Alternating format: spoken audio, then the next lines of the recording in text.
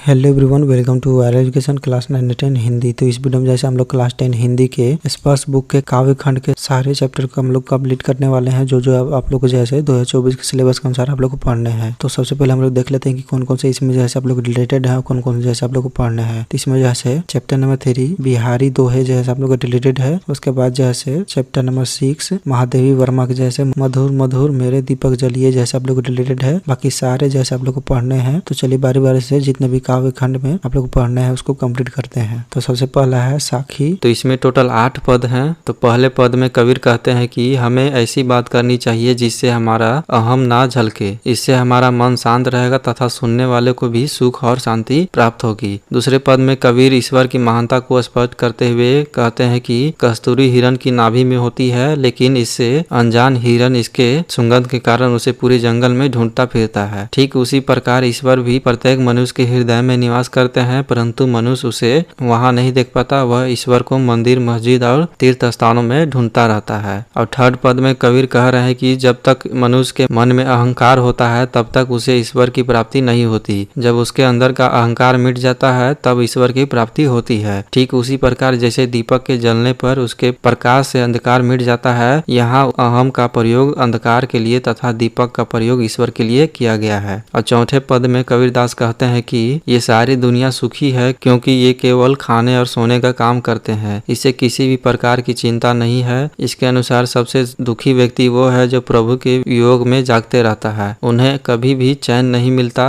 वे प्रभु को पाने की आशा में हमेशा चिंता रहते हैं। और पांचवें पद में कबीरदास कहते हैं कि जब किसी मनुष्य के शरीर के अंदर अपने प्रिय से बिछड़ने का सांप बसता है तो उस पर कोई मंत्र या दवा का असर नहीं होता। ठीक उसी प्रकार राम यानी ईश्वर के वियोग में मनुष्य भी जीवित नहीं रहता, अगर जीवित रह भी जाता तो उसकी स्थिति पागलों जैसी हो जाती। और छठे पद में संत कबीर कहते हैं कि निंदा करने वाले व्यक्ति को सदा अपने पास रखना चाहिए, हो सके तो उसके लिए अपने पास रखने का प्रबंध करना चाहिए ताकि हमें उसके द्वारा अपनी गलतियों को सुन सके और उसे दूर कर सके। इससे हमारा स्वभाव साबुन और पानी की मदद के बिना निर्मल हो जाएगा। और सातवें पद में कबीर कहते हैं कि इस संसार में मोटी मोटी पुस्तकें पढ़ पढ़ कर कई मनुष्य मर गए, परंतु कोई भी पंडित न बन पाया। यदि किसी मनुष्य ने ईश्वर भक्ति का एक अक्षर भी पढ़ लिया होता तो वह पंडित बन जाता, यानी ईश्वर ही एकमात्र सत्य है, इसे जानने वाला ही वास्तविक ज्ञानी होता है। और लास्ट पद 8वें पद में कबीर कहते हैं कि उन्होंने अपने हाथों से अपना घर जला दिया, यानी उन्होंने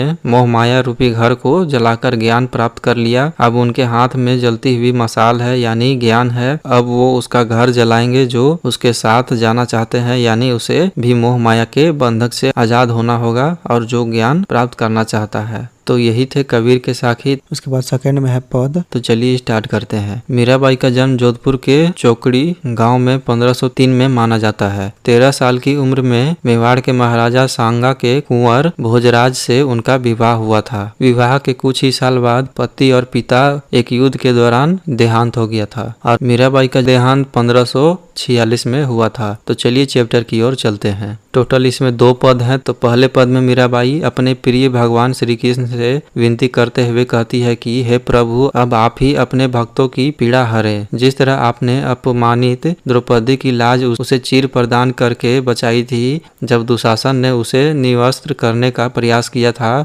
आपने प्रिय भक्त प्रहलाद को बचाने के लिए नरसिंह रूप धारण किया था। आपने ही डूबती हुई हाथी की रक्षा की थी और उसे मगरमच्छ के मुंह से बचाया था। इस प्रकार आपने उस हाथी की पीड़ा दूर की थी। इन उदाहरणों को देखकर दासी मीरा कहती है कि हे गिरधर लाल, आप मेरी पीड़ा भी दूर कर मुझे छुटकारा दीजिए। तो यही था पहला पद। और दूसरे पद में मीराबाई भगवान श्री कृष्ण से प्रार्थना करते हुए कहती है कि हे श्याम, आप मुझे अपनी दासी बना लीजिए। आपकी दासी बनकर मैं आपके लिए बाग बगीचे लगाऊंगी, उसमें आप विहार कर रहे होंगे। इसी बहाने मैं रोज आपके दर्शन कर सकूंगी। मैं वृंदावन के कुंज और गलियों में कृष्ण की लीला के गांठ करूंगी। इससे उन्हें कृष्ण के नाम स्मरण का अवसर प्राप्त होगा तथा भावपूर्ण भक्ति की जागीर की प्राप्ति होगी। इस प्रकार दर्शन, स्मरण और भाव भक्ति नामक तीनों बातें में मेरी जीवन की रच बस जाएगी। अगली पंक्ति में मीराबाई श्री कृष्ण के रूप सौंदर्य का वर्णन करते हुए कहती है कि मेरे प्रभु कृष्ण के शीश पर मोर पंख का बना हुआ मुकुट बहुत ही शोभता है। तन पर पीले वस्त्र सुशोभित हैं, बहुत ज्यादा शोभते हैं। गले में वनफूल की माला शोभनाए है।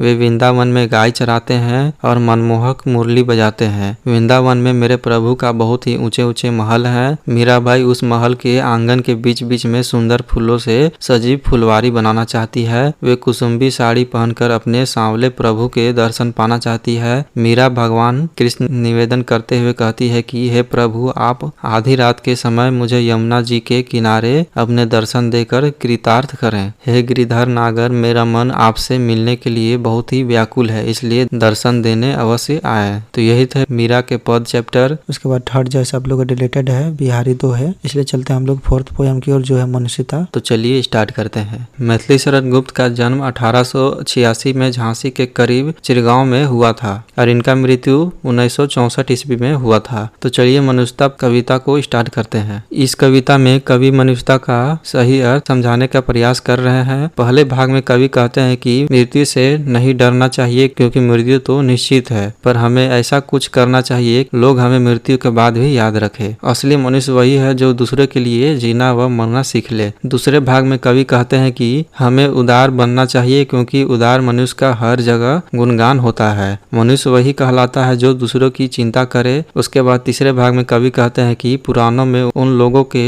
बहुत उदाहरण है जिन्हें उनकी त्याग भाव के लिए आज भी याद किया जाता है। सच्चा मनुष्य वही है जो त्याग भाव जान ले। और चौथे भाग में कवि कहते हैं कि मनुष्य के मन में दया और करुणा का भाव होना चाहिए। मनुष्य वही कहलाता है जो मनुष्य के लिए मरता है और जीता है। और पांचवें भाग में कवि कहना चाहते हैं कि यहाँ कोई अनाथ नहीं है क्योंकि हम सब उस ईश्वर की संतान है। हमें भेदभाव से ऊपर उठकर सोचना चाहिए। और छठे भाग में कवि कहना चाहते हैं कि हमें दयालु बनना चाहिए क्योंकि दयालु और परोपकारी मनुष्य का देवता भी स्वागत करते हैं। अतः हमें दूसरों का परोपकार व कल्याण करना चाहिए। और सातवें भाग में कवि कहते हैं कि मनुष्य के बाहरी कर्म अलग अलग हो परंतु हमारे वेद साक्षी है कि सभी की आत्मा एक है। हम सब एक ही ईश्वर की संतान है। अतः सभी मनुष्य भाई बंधु हैं और मनुष्य वही है जो दुख में दूसरे मनुष्य के काम आए। अंतिम भाग में कवि कहना चाहते हैं कि विपत्ति और विघ्न को काटते हुए मनुष्य को अपने चुने हुए रास्ते पर चलना चाहिए। आपसी समझ को बनाए रखनी चाहिए और भेदभाव को नहीं बढ़ाना चाहिए। ऐसी सोच वाला मनुष्य ही अपना और दूसरा का कल्याण और उद्धार कर सकता है। तो यह बहुत ही इंटरेस्टिंग पोयम था। उसके बाद है फिफ्थ, पर्वत प्रदेश में प्रवास। इसमें टोटल 4 पद हैं। तो पहले पद में सुमित्रानंद पंत जी कहते हैं कि पर्वतीय प्रदेश में वर्षा ऋतु के आगमन से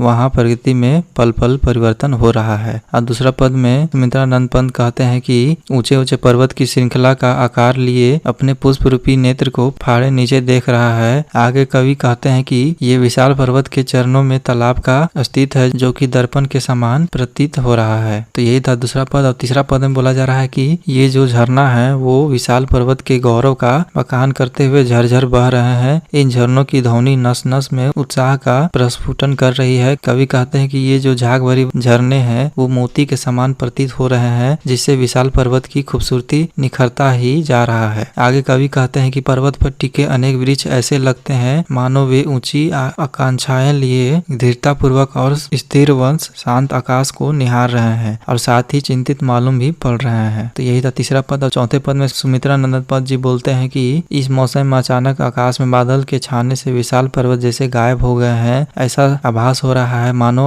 आसमान धरती पर टूटकर आ गिरा हो। सिर्फ झरने की आवाज ही सुनाई दे रही है बल्कि तेज बारिश के कारण धुंध सा उठता दिखाई दे रहा है जिससे ऐसा लग रहा है कि मानो तालाब में आग लगी हो। इंद्र भी अपने बादल रूपी यान में सवार होकर इधर उधर अपना घूम रहे हैं। तो यही था पर्वत प्रदेश में प्रवास चैप्टर। उसके बाद जैसे 6 आप लोग रिलेटेड है महादेवी वर्मा के जैसे मधुर मधुर मेरे दीपक जल। इसलिए चलते हैं हम लोग 7 पोयम की ओर जो है तोप। तो इसके कवि हैं वीरेन डंगवाल। इनका जन्म 5 अगस्त 1947 को उत्तराखंड के टिहरी गढ़वाल जिले के कृति नगर में हुआ। इनकी प्रारंभिक शिक्षा नैनीताल में और उच्च शिक्षा इलाहाबाद में हुई। इन्होंने ऐसी बहुत सी चीजें और जीव जंतु को अपनी कविता को उदाहरण बनाया है। तो प्रस्तुत कविता में यह याद दिलाते हैं कि कभी ईस्ट इंडिया कंपनी भारत में व्यापार करने के इरादे से आई थी। भारत में उसका स्वागत किया गया था परंतु धीरे धीरे वे हमारी शासक बन गए। अगर उन्होंने कुछ बाग बगीचे बनाए तो उन्होंने तोप भी तैयार किया। कवि कहते हैं कि यह जो 1857 की तोप आज कंपनी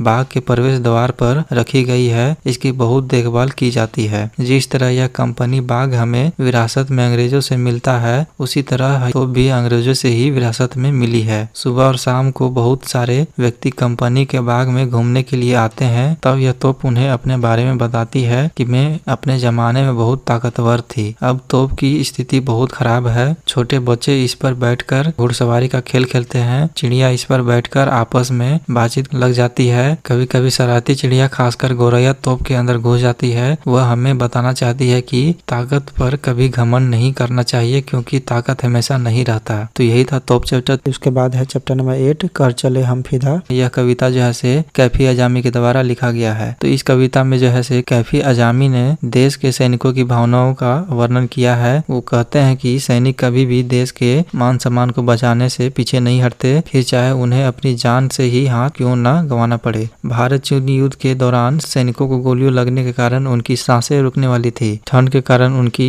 नाड़ियों में खून जम रहा था, परंतु उन्होंने किसी चीज की परवाह न करते हुए दुश्मनों का बहादुरी से मुकाबला किया और दुश्मन को आगे नहीं बढ़ने दिया। सैनिक गर्व से कहते हैं कि हमें अपने सर भी कटवाने पड़े तो हम खुशी खुशी कटवा देंगे, पर हमारे गौरव के प्रतीक हिमालय को नहीं झुकने देंगे, अर्थात हिमालय पर दुश्मनों का कदम नहीं पड़ने देंगे। लेकिन देश के लिए प्राण न्यौछावर करने की खुशी कभी कभी किसी किसी को ही मिल पाती है, अर्थात सैनिक देश पर मर मिटने का एक भी मौका नहीं खोना चाहते। जिस तरह से दुल्हन को लाल जोड़े में सजाया जाता है, उसी तरह सैनिक ने भी अपने प्राणों का बलिदान देकर धरती को खून से लाल कर दिया है। सैनिक कहते हैं कि हम तो देश के लिए बलिदान दे रहे हैं, लेकिन हमारे बाद भी ये सिलसिला चलते रहना चाहिए। सैनिक अपने देश की धरती को सीता के आंचल की तरह मानते हैं और कहते हैं कि अगर कोई हाथ आंचल को छूने के लिए आगे बढ़े तो उसे तोड़ देंगे। तो यह बहुत ही इंटरेस्टिंग पोएम था। इसके बाद लास्ट है आत्मतरान। तो इस कविता के कवि हैं रविन्द्रनाथ ठाकुर। इस कविता का बंगाल से